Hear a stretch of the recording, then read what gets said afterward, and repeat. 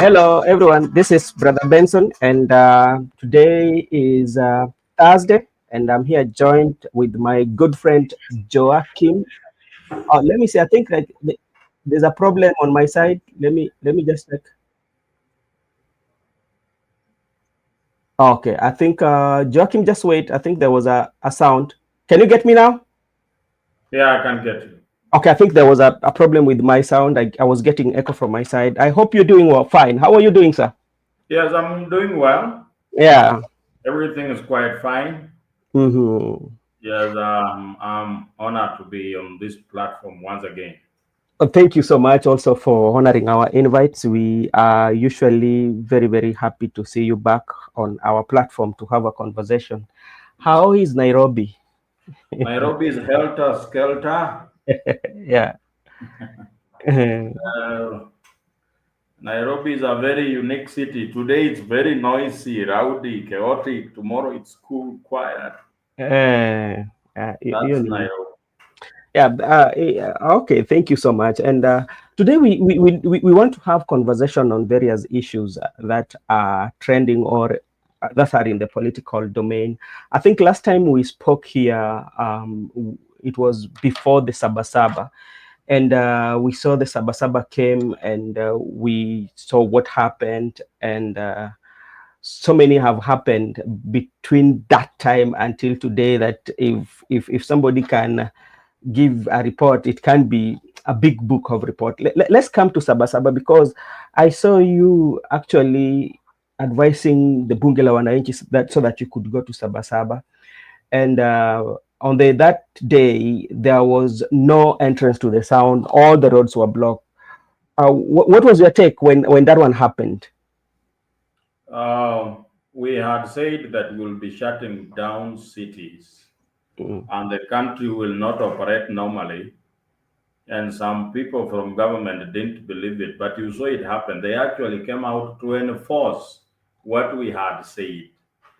They blocked everyone from entering the city, which I think is also unconstitutional because mhm, the people of this country have been given express rights to protest.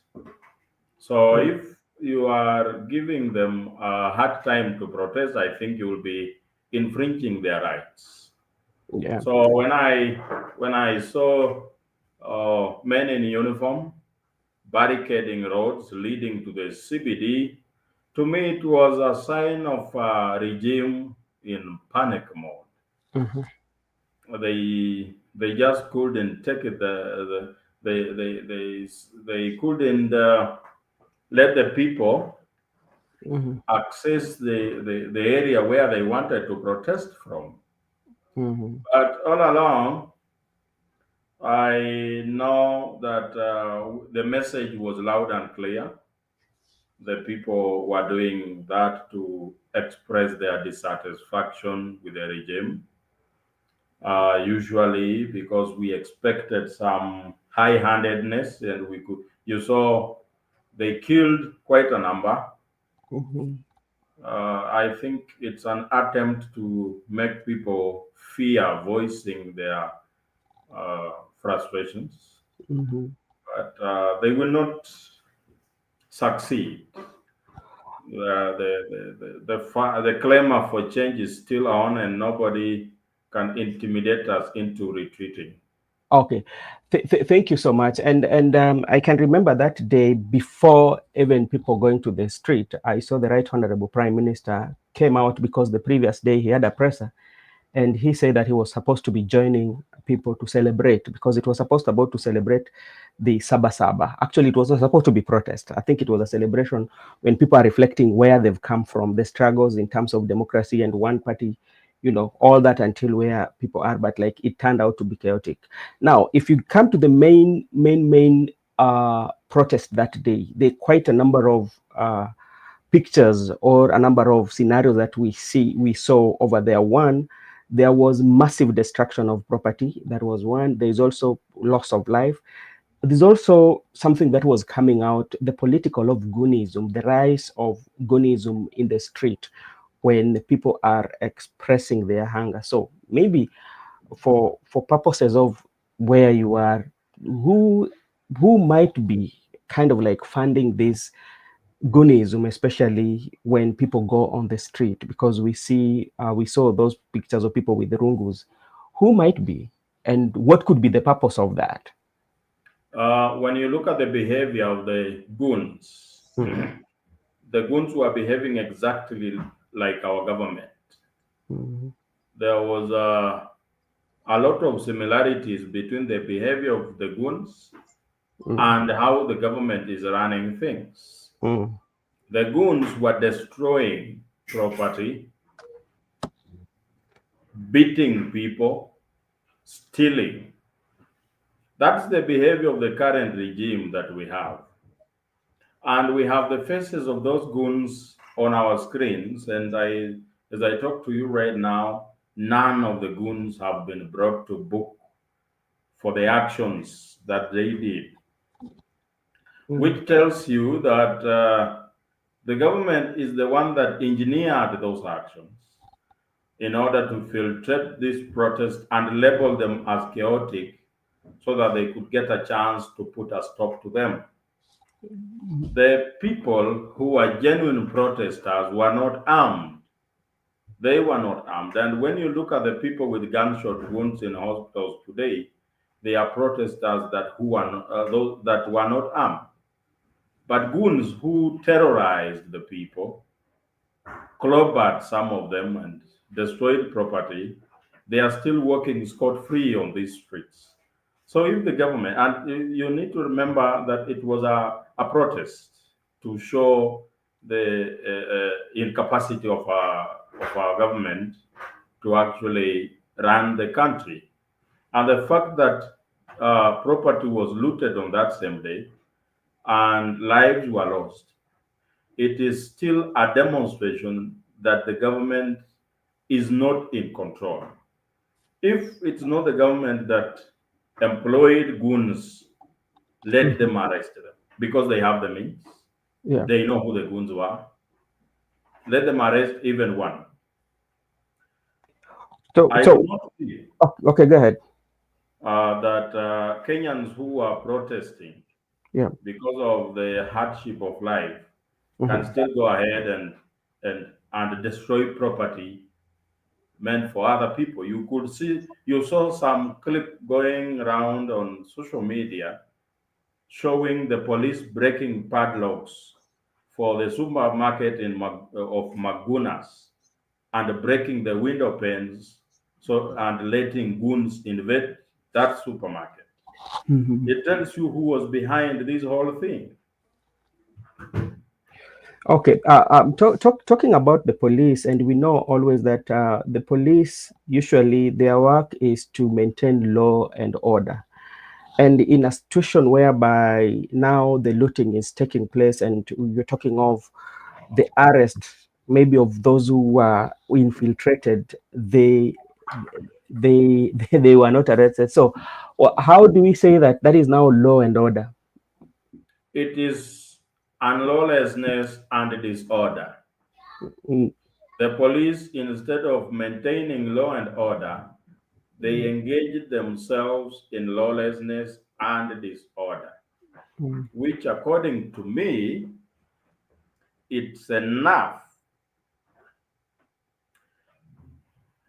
because they were acting under instructions. The fish stings from head down. The police acted with confidence because they knew that there was no consequences for the actions they were going to do because they knew they had protection from higher authorities. mhm. That's why I'm saying that in the right direction, the Yeah. first step in returning normalcy and adherence to the rule of law in this country Mhm. is to get rid of the occupant of the highest office in the land, who is President Ruto, because he has failed totally to bring his house to order and actually deliver the kind of leadership that the people envisaged when Mm. they were electing him.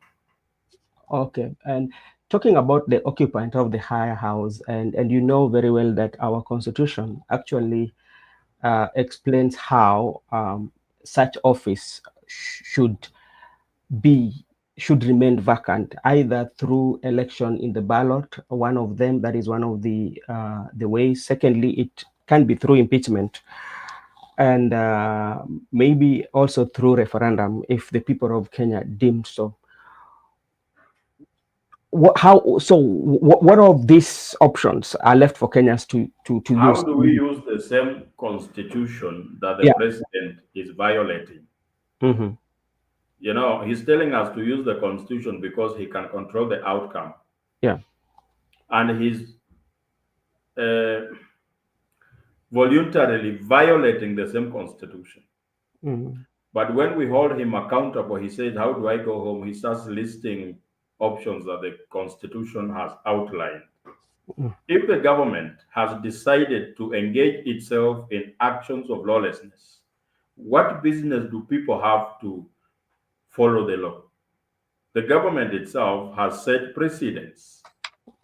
So, and also the STEM constitution in Article 1, it says that all powers belongs to the people of Kenya, and it shall be exercised according to this constitution, either directly or indirectly. We know that the way of exercising our constitution indirectly, I mean, is by electing representatives to represent us Yes. through parliament and the president. But that same constitution has given us an option of exercising the constitution directly without prescribing how do we exercise this constitution directly. It only tells us how we should exercise it indirectly. It therefore gives the Kenyan people an opportunity to decide how they should exercise the constitution directly. But in that directly, is there a limit of it? Because like the constitution does not describe for them on how they There could. is no limit. It's the people to decide what is the limit. In this case, the limit is the departure of the occupant of the highest office. When? That's where it stops. When? We cannot provide a timeline of a revolution. It gathers momentum on its own. Okay. Yeah. All right. Okay. That's okay. Okay. Let's come to one of those issues that have been in the public domain for quite some time now.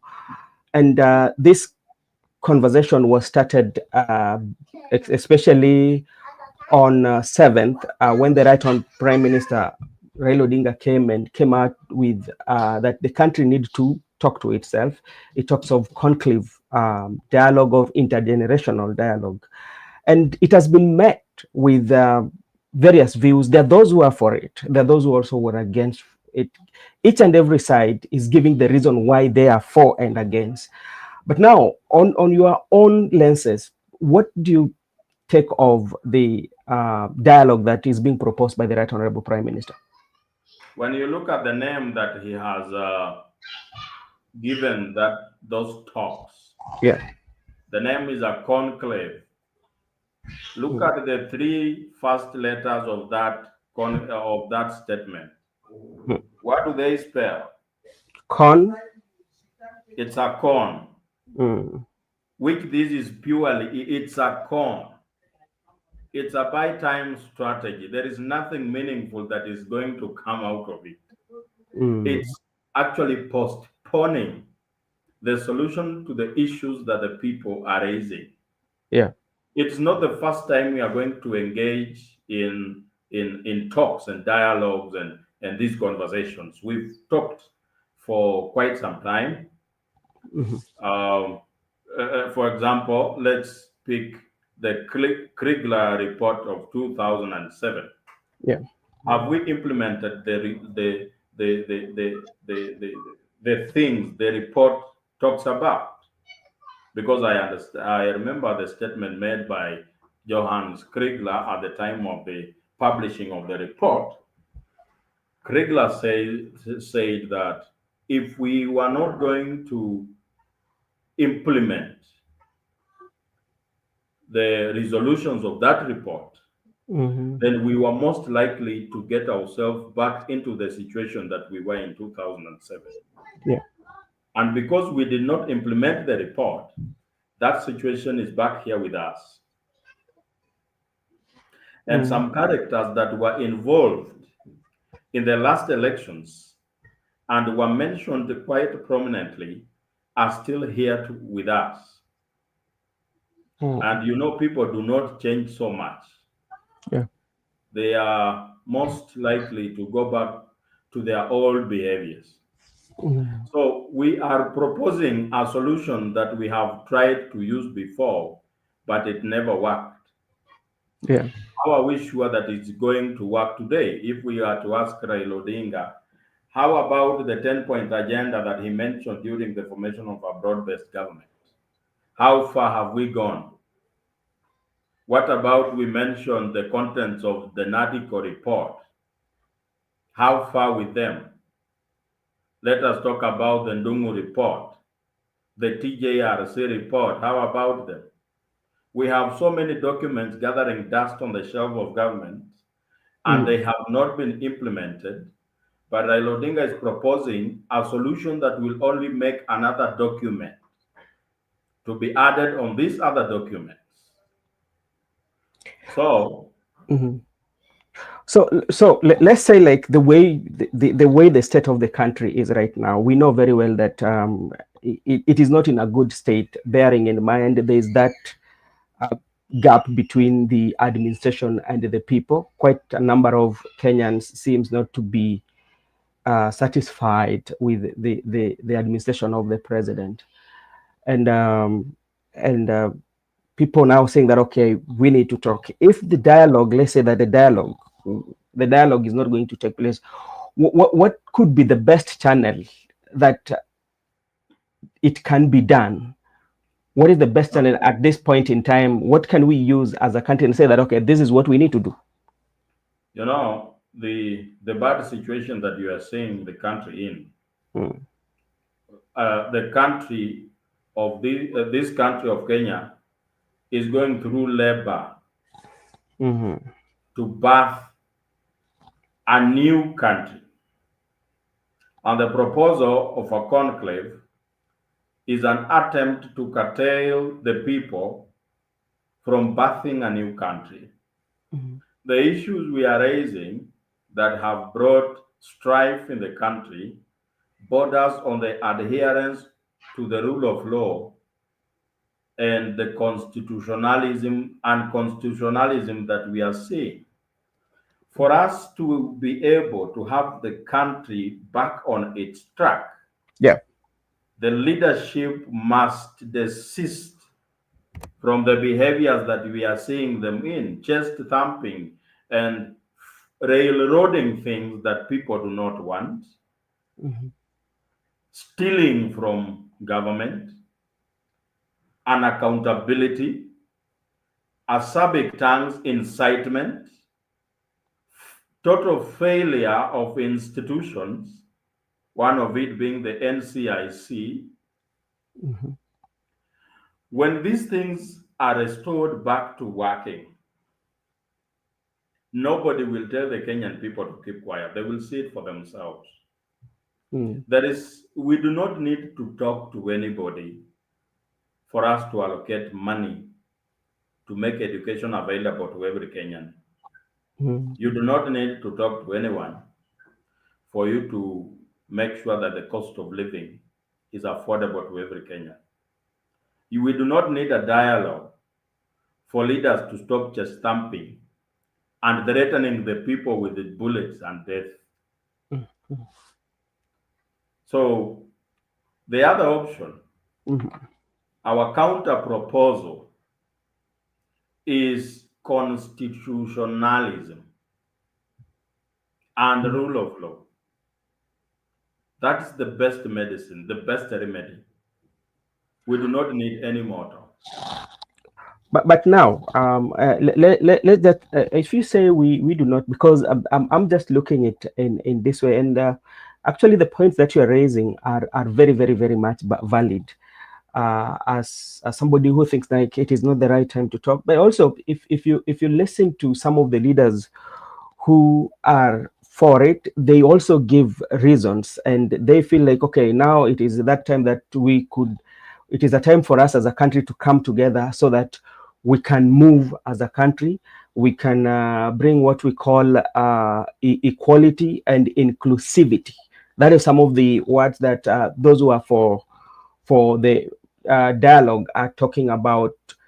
Um, do you see that inclusivity being achieved? Let me Just ask you a question. yeah.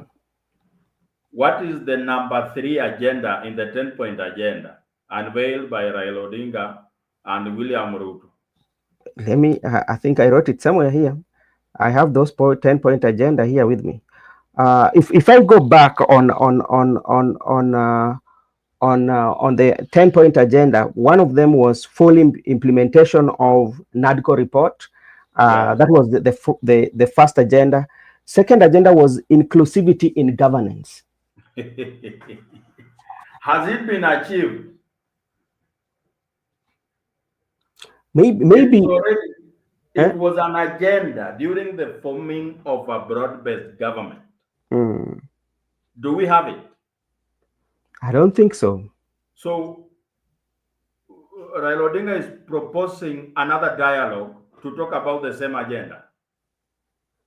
Maybe it might have been informed, maybe because like when NADCO report was being formed, it was only of two people. Now they want to broaden it so that it can include even the opposition leaders.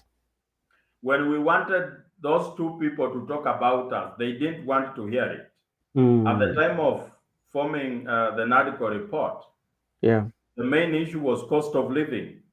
Mm-hmm. In the NADCO report, is cost of living an agenda? No. What did they say? That They will. the two principals, Mm, Raila Odinga and William Ruto, will sit down mm-hmm, and solve the issue of the cost of living. mm, You understand? yeah. So they discussed everything that matters to them, but cost of living, because it's not their problem, Yeah. they shelved it. Mm-hmm. So So we are being taken through circles. mhm. So especially now for you as young people, for those who are in the forefront, because like you're in the Bunge la Wananchi.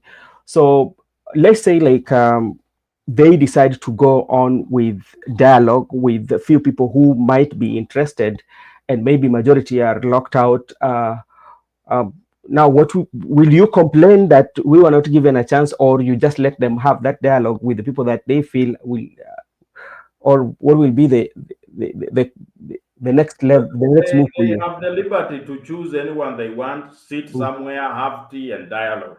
Oh, okay. We So have no you, problem. mhm. But let them not say they had a dialogue with Kenyans. Okay. All And right. now, anyone who goes to that table is Mhm, not talking on our behalf, mhm, because we do not want that table. It's a table of impunity, mhm, nepotism, and cronyism. mhm. For Okay. us, we have our own way of charting forward. Mhm. Therefore, they should not bring us the gimmicks that have not worked. Okay. Thank you so much, Mr. Baraza. Oh no, sorry, Mr. Simiu. So let's go to the IBC, because we know the new IBC is now in place. But this will also come at a time when, especially the leaders who are allied to president, especially, have been making comments that are related, or matters related to election, including, we can manufacture uh, 24. We know how to manufacture 4 years. And the latest one was from the women rep from Wajir, who say that they are going to, she said that they were going to steal, all of them, they've agreed. Kujaza Um, title. So if in such a scenario whereby the IBC is in place and a leader is saying such, what is your take, and what does this one mean for the country? it's a recipe for chaos. Mm, Recipe for chaos. If President Ruto proceeds and rigs himself back into power using the current IBC, mm, then the people of Kenya shall be justified to use other means to eject him from office. How? The prayer they should make Mhm, is that they should lose elections.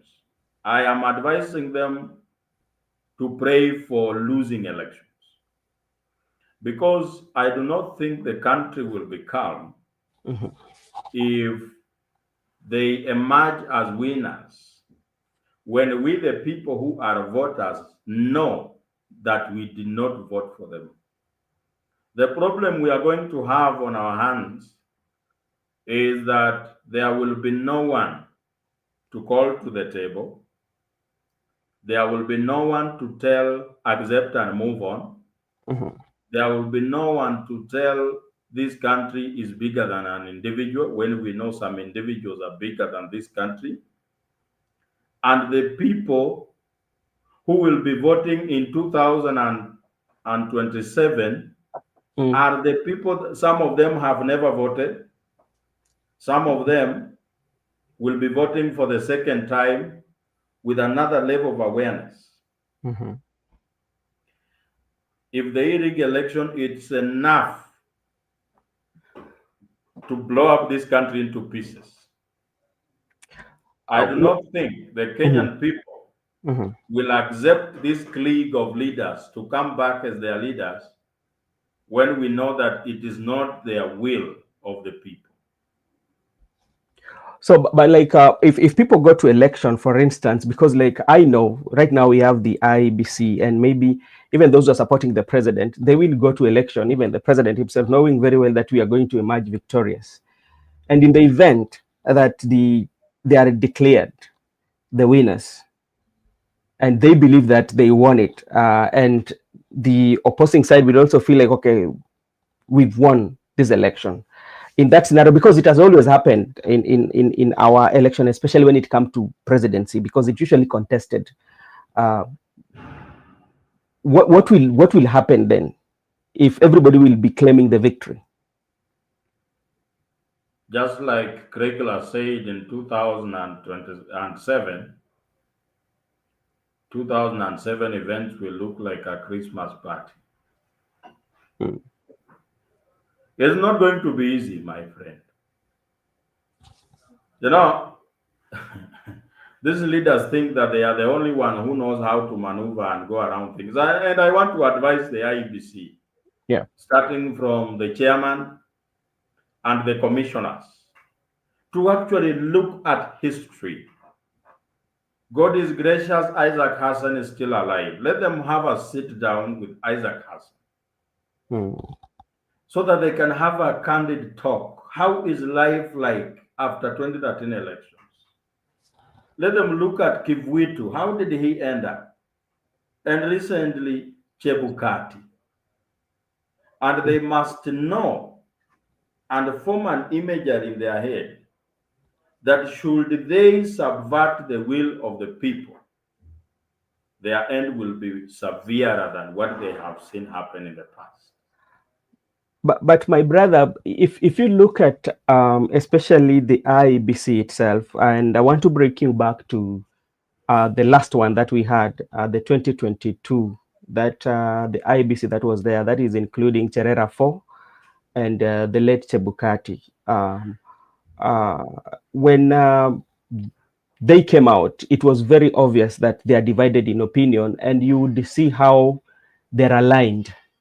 Like if you're very keen, you would see that Cherera 4 were aligned to Azimio, yeah, and the rest were aligned to the Kenya Kwanza then, before they took in the power. And this has always been the history whereby the politicians themselves, they do have their influence amongst the commissioners. At what point now will the commissioners themselves decide to put the interest of the country first and say that we want to give credible election that is not going to be influenced by the political powers, but give the people the reflection on their voting? I do not even believe in the IEBC. Mm. They have no capacity to deliver a free and fair election. Yeah. They have been chosen by someone who wanted them, each one of them, was handpicked by someone who wants to preserve his power. So you do not expect them to go against the person who gave them the job of Mhm. making him come back into power. That's why I'm saying it is going to be solely the responsibility of the Kenyan people. Mhm. The Kenyan people will ensure that we have an election that is free, fair, and credible. And Mhm. anyone Mhm. who looks like they want to do otherwise Mhm. will have it rough. Let me ask you a question. Yeah. After the announcement of the 2022 elections, Yes. did you ever see Chebukati in any public function? No, Why? I'm not. Because he knew that what he had done had angered the people. And the people were baying for his blood. And now, with the issue of occupying, Mm. if people occupy the parliament, what will be too difficult for them to occupy the home of the IEBC chairman? Mhm. Because we want to attack the source of impunity and look for the weakest link. Yeah. Because President stays very far and has barricaded himself in a razor wire. No, we look for the person who has been complicit in his crimes, who will be the chairman of the IEBC. We know where he stays. We will occupy his home and demand a very polite explanation. Mm. Very politely, he will explain to Kenyans how did we end up with the with a one term as a two term? Mm. And when those actions will be happening, you will be remembering this interview here. Mm. I just want to politely warn them that we are watching their steps, Mhm. and they do not inspire any confidence into the institutions of the country. Mm. We feel like every institution is working at the whims of the president. You know, we are in a country where the president sees himself as a king, the people are his subjects, and parliament is his rubber stamp. And But everyone else mhm. should do what he wants done. Okay, and my brother, if you look at the history, especially of what is happening, this seems to be historical in terms of how power politics has been. Even as we concluded on the conclave or the dialogue talks, this is something that has always been in our political circles. Each and every time we tend to have this, and everything that is happening. Some of them did not even start with the administration of the President William Ruto, but are a continuation of the system that we've had. How sure are we, just in case we get new administration, which will also come to talk about that we are going to find something quite much different? Or it will be that immediately after the president is gone, then we go back to our reset setting, the factory reset. So we are just there, complain again and put somebody again in power like that. So we become a country that complains. We have such a possibility in mind. That's why we are doing a thorough vetting of the anyone who wants to succeed William Ruto. Mm. We are looking at where are you coming from, what have you been doing in the past, what is your track record, what are your abilities, what are you saying that you are coming to do differently so Mm. that you qualify succeeding President Ruto, because we do not want to come back here after 2027 and cry of the same issues under different president. Mm. One of the ways of achieving that is draining the swamp. First target is if you ever served in any position in Kanu, you are not eligible to lead anything. Even a funeral committee, you are not eligible. Mm. If you've served in government for more than 5 years in any capacity, then you are part of the problem. But now look, my brother. just let's take a picture of what is in the political scenario right now. Yes. We have, especially look at opposition. If we Yes. take, for example, we have Honorable Kalonzo Musyoka. Kalonzo Musyoka has been in the politics for the longest time. We have Eugene Wamala too has been in politics. We have also Rigathi Gachagua that has not been, but he has been more than 10 years right now in politics. How can you make sure that the system will work in a way that we don't get those who have been there for long? Then another thing, if you look at our politics again, it revolves around regionalism and the support base of your community. How is that one going to play a role so that you have a neutrality, that we go for somebody who is issue based oriented or is visionary to the country who wants to achieve something? How is that one going to be? There is a generational mismatch here. Yeah. Early millennials and the rest, boomers, vinini, au huko nyuma kabisa, Mm, they still do not see a problem with William Ruto. I think it's because they are used to suffering, they are used to being oppressed, because they don't see anything different with William. mm, But then we have a generation that is not used to seeing, the government did not picture this. You remember in 2010, 2009, 2011, 2012, schools used to be banned so much, high yeah. schools, Mhm, and a dormitory could ban all the beddings, the mattresses, the things that belong to school are completely banned, but the uniforms and the boxes of the students, they usually survived every fire. The students who are in those schools during that time mm, are in government offices today. Why were they banning schools? They were only destroying things that they viewed as a problem. If the sleeping environment is what is the problem, that is what you destroy. That yeah. mindset has not changed Mm, till today. The government did not think that these people banning these schools, in the next 10 years, they will be with us in these offices. And now they are dealing with that today. These people that you have mentioned, who have been in the past regimes, and they have been in governments that have brought us where we are. Today, what we need is all hands on deck, everyone to bring in their help so mm, that we do away with this government and bring in a new government. When we do away with this whole government, it will be a statement to every leader who is going to assume an office that mhm, they are also candidates of the same.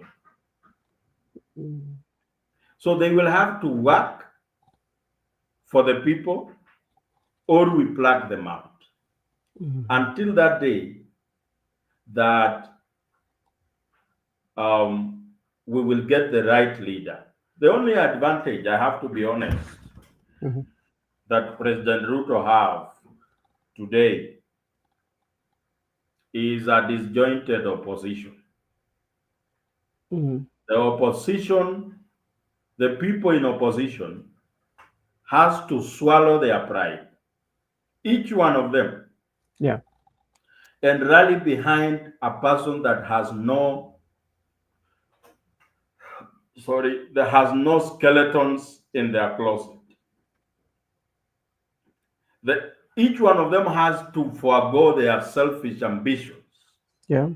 and put the country first and forward one person, however weak, even one without charisma or ability to speak in public, Yeah. but the person that must deliver the promise of a better country to the Kenyan people. That unity is what is needed more than anything else. Mhm. But from the look of things, you've seen opposition the way they are. Do you see them making that sacrifice about knowing that this is the country at stake and this is what we want, and we need to have one person from where they are operating? Do you see that? Yes, it's much possible. Mm-hmm. I sit in those meetings. Mm-hmm. It is going to happen. Mm-hmm. It's also that we should not do it now. We can even do it 6 months to election. Ah, okay. That when it happens, the thing is, people will be going to the ballot with one agenda. First on the list, Yeah. Ruto must go. Then two, the person who is to come next. Mm-hmm. It's like a divorce case Mm-hmm. that one spouse is dedicated to getting rid of their partner. Mm-hmm. So even as we discuss who is coming Yeah. and what are they coming to do, we know that the one we have is not an option. Okay. All right. Thank you so much, and thank you so much for that. And there's something also here I want to engage you on about the tribal, on how the tribal card has been played, especially in our politics, to drive the emotions of Kenyans. And if you're very keen today, even today when President was visiting Soweto, he mentioned something about Wale wa Kabila, especially in the politics. And this is how it is being played, or this is how it is. For instance, we have two factions. We have those who are allied to the government of the day, and we have those who are allied to the opposition. If you listen to the government of the day, especially, they will say the opposition, these are tribal. And then again, within the position, you will listen to say that, okay, those who are there are the initiators of tribalism. How as a country can we navigate that, especially like as voters? How can we navigate that? Sometimes I look at both ends, government and some people in opposition. They have Mm-hmm. not really understood the current dispensation of politics. Mm-hmm. Some of them have been in politics so long that they are used to this type of politics. So they don't really understand how they are going to even navigate political lifestyle without using the tribal card. Mm-hmm. I hope you saw that hashtag that was trending. We are Yes. all Kikuyus. Yes. Because there was an attempt by government to profile Kikuyus as the problem in the country. Young people from every other tribe said, hey, if it is just Kikuyus who are against this government, then we are all Kikuyus. Mm-hmm. If you have to be a Kikuyu to oppose William Ruto, then I'm also a Kikuyu. Personally, I called myself Watoro Wainaina Joachim. So Okay. that their tribal card idea falls flat on the surface. Mm-hmm. They are in panic mode. Mm-hmm. The tribal card has been the control currency in this country, and it is not going to work anymore. Mm-hmm. In 2027, we have about 10 million Kenyans who are young, not tribally affiliated, and they have this burning urge to vote. Mm-hmm. And therefore, they are not coming to vote according to the tribal lines. They are Yeah. coming to vote for meritocracy, pragmatism, and ability and honesty. Honest. So it is a challenge to both ends. Mm. I agree that some people in our opposition, they also cannot sustain relevance without using the tribal line. Mm-hmm. And I rebuked even some of them Mm-hmm. Uh, this member of parliament called Jane Kihara Yeah. said things that I really don't agree, because right now I disagree with the Raila Odinga. He's supporting government and I'm supporting the opposition, but I Mm-hmm. cannot wish death on the Raila Odinga. That Mm-hmm. is so inhuman. You have to be so evil to say that. So even if we are in opposition together and I hear you say that I want so and so to die, Mm-hmm. and, Now, the now, only person who should die mm-hmm. is that police officer shooting an unarmed young person. That I can say what happened. Mm-hmm. And that police officer giving the shoot to kill order. Those people can die. But those ones that we are only differing on the line of ideology, ah, Okay, let's just what you've mentioned about, especially in politics, because politics, people differ in ideology, and in politics you are allowed to change your mind based on where your interest comes. But now what comes in after that, especially when somebody decided to decamp or leave what he has always stood for another ideology, we feel like that is a betrayal. How can we, as a country, or how can we as a people accept such that when somebody makes a move to support another ideology, we take it as normal, as normal and as any other ordinary no, person that taking cannot happen. That cannot happen. You know, it? there are people that whose identity is Yeah. what they stand for. Hmm. Let me say, for example, you are a Christian Hmm. and you hear that the pastor who baptized you, the pastor whose church your wife attends, the pastor who prayed for your kid when he was going to sit for an exam, Yeah. has raped a child. That pastor who comes to pray in your house and pray for your prosperity and touch your kid's head and pray for them. If Hmm. you get information that that pastor has raped a child, do you accept that it's just normal? He decided to change his standing. No, Yeah. you see. But let's say, for instance, the same, okay, you've understood, and you say that, so the only thing that you will do is say that, okay, because you've done that and you have the information, and say, no, you cannot do that to my house, me and my generation, you're not allowed, but you can do it elsewhere with people who share the same ideology. Yes, I am open to that. If there are Yeah. those who are comfortable with that, Yeah. then it's okay. But personally, Hmm. if you know someone like Raila Odinga, the Yeah. reason why I've supported him Hmm. all this time is his stand, Mm. and I identified with the vision he had, Yeah. the end goal. Hmm. He called it Canaan. He has deviated from that pattern, and I have decided no, I'm not going to follow you into deviation. I'll keep my track to the end goal. I Mm. don't think that's a problem.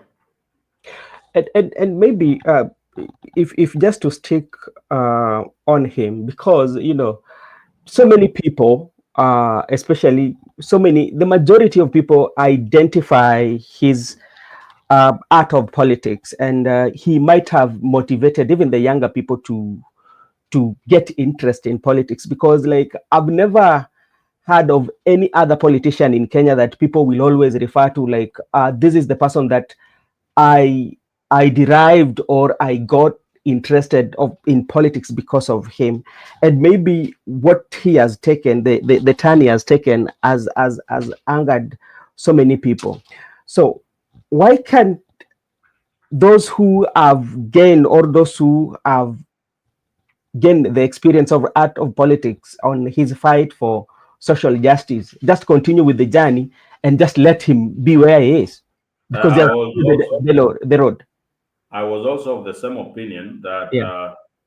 we we do not pay attention to what he's doing now. Yeah. We know the direction to where we want to go. Mm-hmm. He actually gave us the direction and told us that we can stand for our rights. Mm-hmm. I think it's prudent that we just do that without engaging in so many side shows. Mm-hmm.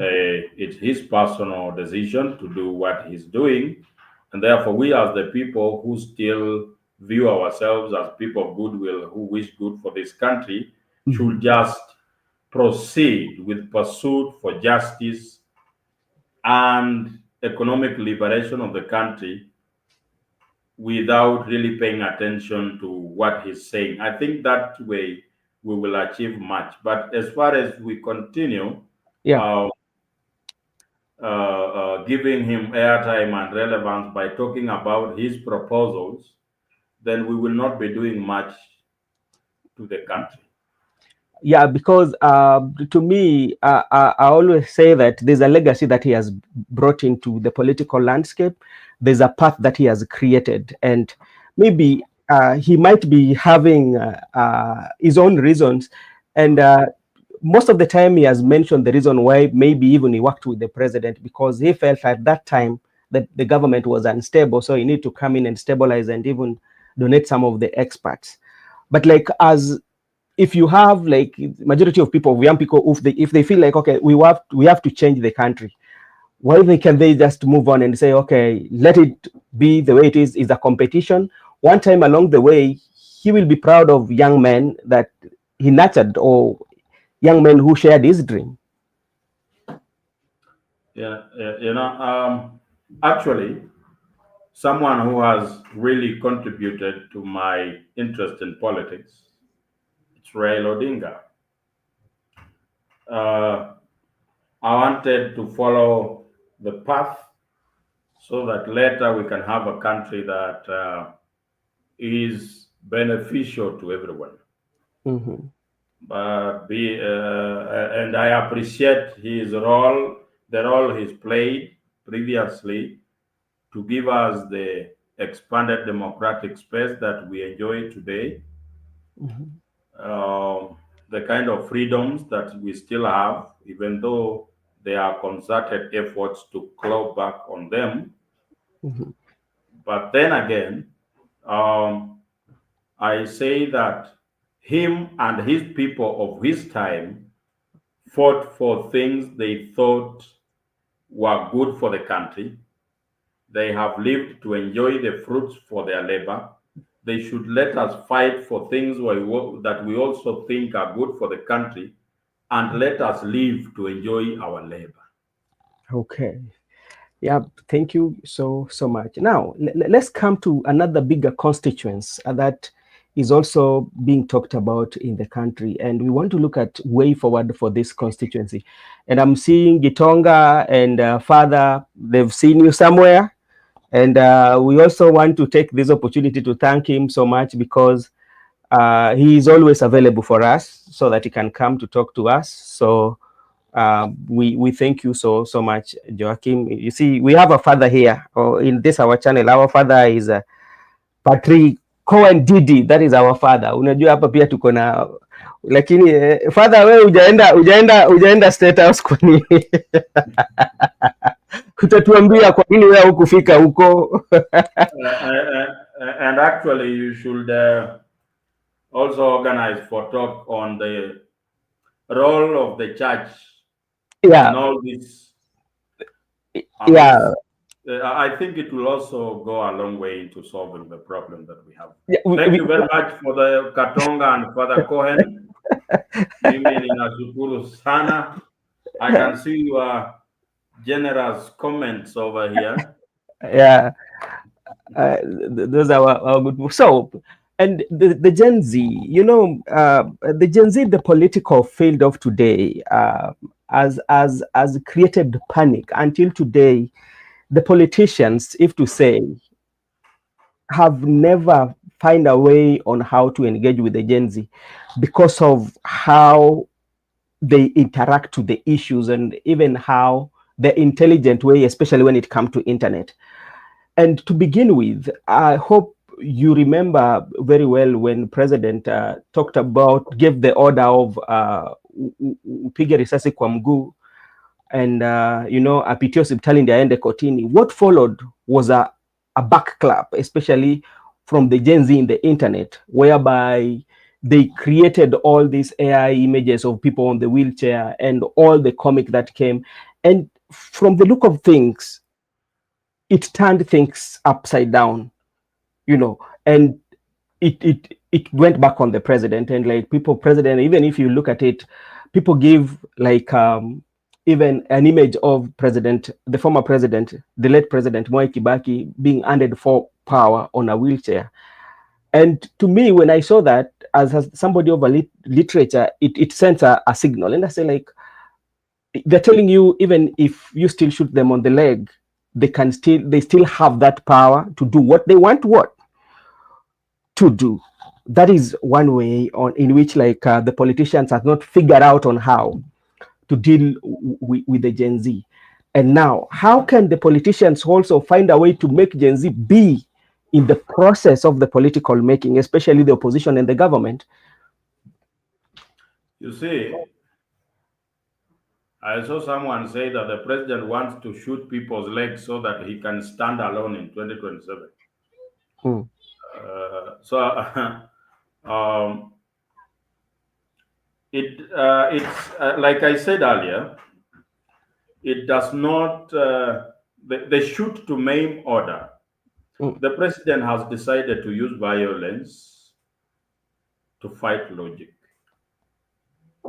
The people of this country are only saying that the young people especially, that the way we are being led as a country is not right. But the president and his government's response is usually very high-handed. But then again, the comical videos you are talking about, it's a message to the president that no matter what you do, we are still going to achieve our goal. Yeah. Like the use of Kibaki on a wheelchair. They are saying that there is nothing you are going to do that has never happened. There is nothing new under the sun. Mm-hmm. If it's about people being sworn in on wheelchairs, it happened. Yeah. And that's the time Kenya got one of the most progressive governments they have ever got. Mm-hmm. So if he plans that his successor should be sworn in on a wheelchair, then he's free to go ahead. But the end game still remains that he represents the worst form of governance, and therefore him and everything he represents should go. But do you see, when you look at especially the entire leadership that we have, because the situation whereby that empathy can kick in, have you seen the empathy kicking in, especially in the leaders, especially that hold various offices? If to start with the CS for Interior, the other day when he had pressure, he did not even recognize the death of a young lady who was being buried in Duberi the other day. And, he just came and recognized it a day after, you know. And do we have empathy, like that empathy, even to say that, okay, we are very sorry for what happened? You know, someone who left you in the bush with an intention that you be eaten by the wolves cannot later on come and claim to feel sorry for the actions. And even if they tend to show empathy, even if they begin showing empathy today, we will know that it's not genuine empathy. Mm. We will know that it's, how do we call it? A disaster management scheme. Like it's just PR to look like they actually feel sorry for the actions. Mm. This young lady, Bridget Njoki, who was buried the other day, was hit by a stray bullet Yeah. in her father's living room. Let me ask, this is a stray bullet that has hit a young girl. Who was it aimed at? Let us say it was an accident. Yes, it hit a wrong person. Who was the target? Was it an armed goon or a protester? Mm-hmm. Let's assume the bullet that hit Njoki went and hit the intended target. Who would it be? We don't know, because like when you look at the protesting, it was a mix of the goons were there, the protesters were there, so we don't know who But, it could have but either hit. no goon is nursing a gunshot wound, Yes. not even one. Mm. So there is no empathy from leaders. Their Mm. conscience is dead. To them, the end justifies the means. Okay. So do not expect any empathy from them. Don't. It's like squeezing a rock to produce water. Okay, now on now because on this on last let's see what is the way forward, especially for the Gen Z, because this is a larger voting bloc, and we are not seeing kind of like unity in them. What next for them? How can they make impact in the next general election? By registering massively Yeah. and voting overwhelmingly. Hmm. That is their biggest currency. Register massively and vote overwhelmingly. But a situation whereby they don't agree, especially on the candidate that they preferred candidate, and that one will bring the voters. They will divide their votes. They will not vote as a unit. Even if we divide the votes, William Ruto will not even be second. We will be talking about two other people in the front. Even if we have a rerun, that Mhm. rerun will not include the name William. Okay. That's okay with us. Okay, Mr. Simiu, maybe your last remarks to our Pastor Gitonga and everyone who was watching us. Pastor Gitonga, I can see him say that there are idiots in the church. I agree with you. The church has been complicit in the way the country is being run today. From 2022 to up to date, the church has been quiet because they have been benefiting from this mess. Every time there is a crisis, the church, the men in cloth are called at State House. They receive brown envelopes. They have auctioned the Holy Spirit to the highest bidder. You should actually pray for them. I think the church should come up with an intercessory committee to pray for those people who are actually being complicit in the mismanagement of the country. But And then uh, lastly, I want to say I am also vying as Bunge la Mwananchi president, uh, an election that will happen on the 7th of August, which is next month.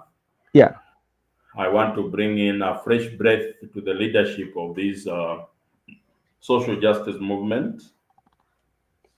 To actually, it will be an opportunity for me to showcase the kind of leadership that I yearn for in the country. Therefore, I just ask for your support, whether it's material support, yeah. moral support, monetary support. Mimi ni nani? Mkinipea pesa nakataa kwa nini? Okay, asante na labda kama bado hujaenda, umejua kwa sababu ni jambo ambalo nilikuwa nimesahau sana. Ukigombea urais ya wanabunge, itakuwa ni pale ambapo upo ama itakuwa Kenya nzima? We shall have delegates from every bunge station that we have. They will be voting electronically. So when I win, I don't want to say if, it is when I win, I will be assuming presidency as a national bunge president, not just here where we are. So, but have you gotten an opportunity to at least visit some of the Bunge la Wananchi sites, especially? Yes, mostly Nairobi. I have visited quite a number of them. They are only 8 Bunge la Wananchi in Nairobi. Those ones that are outside Nairobi, I only talk to their speakers. Okay. I have not physically visited them, but I can feel it. They support my presidential bid. Okay, sawa sawa. Na hata leo niliona mwenzako kutoka kule Jakaranda alipata bahati kuzungumza na rais. Naona ali